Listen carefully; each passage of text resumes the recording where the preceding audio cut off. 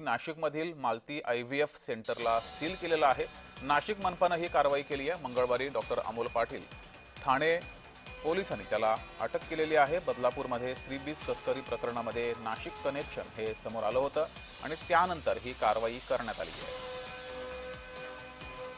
तपासामध्ये doctor Amol Patil आणि doctor वंदना पाटील यांच्या नावावर काही गुन्हे आहेत असं वाटलं होतं।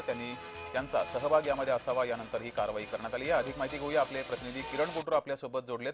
किरण, स्त्रीबीज तस्करी प्रकरणामध्ये बदलापूरमध्ये हा प्रकार सुरुवातीला घडला होता, त्याचं नाशिक कनेक्शन समोर आलेलं आहे आणि यावर कारवाई केलेली आहे। डॉक्टरला अटक केलेली आहे। डॉक्टर अमोल पाटील याला अटक केली आहे। वंदना पाटील याला सुद्धा अटक करण्याची प्रक्रिया सुरू आहे। अधिक माहिती।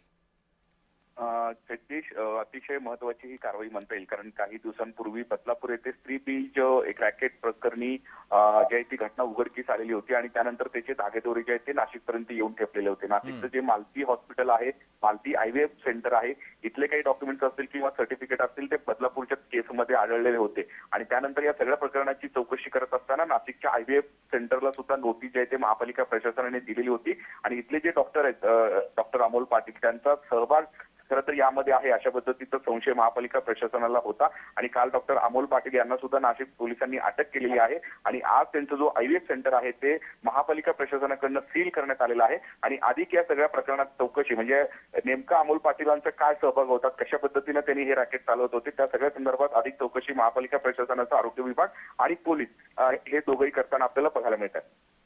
धन्यवाद किरण, दिलेल्या माहितीबद्दल।